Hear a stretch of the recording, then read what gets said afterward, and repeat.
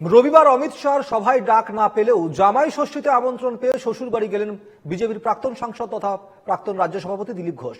বিয়ের পর প্রথম জামাই ষষ্ঠী বলে দিলীপ বাবুকে নিয়ে সাংবাদিকদের মধ্যে ছিল আগ্রহ। সকালে অবশ্য দিলীপ বাবু সাংবাদিকদের জানিয়েছিলেন, শ্বশুর বাড়ি নেই, কোথাও জামাই ষষ্ঠী করব দেখছি। পরে দুপুরে মত বদলান দিলীপ ঘোষ। এদিন দুপুরে মুকুন্দপুরে মামা শ্বশুরের বাড়িতেই জামাই ষষ্ঠী নিমন্ত্রণ রাখতে যান সস্ত্রীক দিলীপ ঘোষ। সঙ্গে ছিলেন দিলীপ ঘোষের মাও।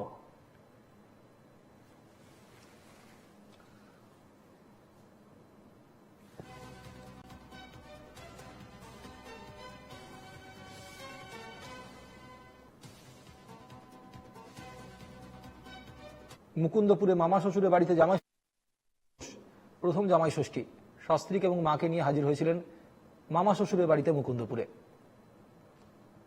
জামাই শ্বশুর বাড়িই নাই, এরকম জামাই সে কোথায় জামাই ষষ্ঠী করবো দেখি। জামাই শ্বশুর বাড়িই নাই, এরকম জামাই সে কোথায় জামাই ষষ্ঠী করবো দেখি।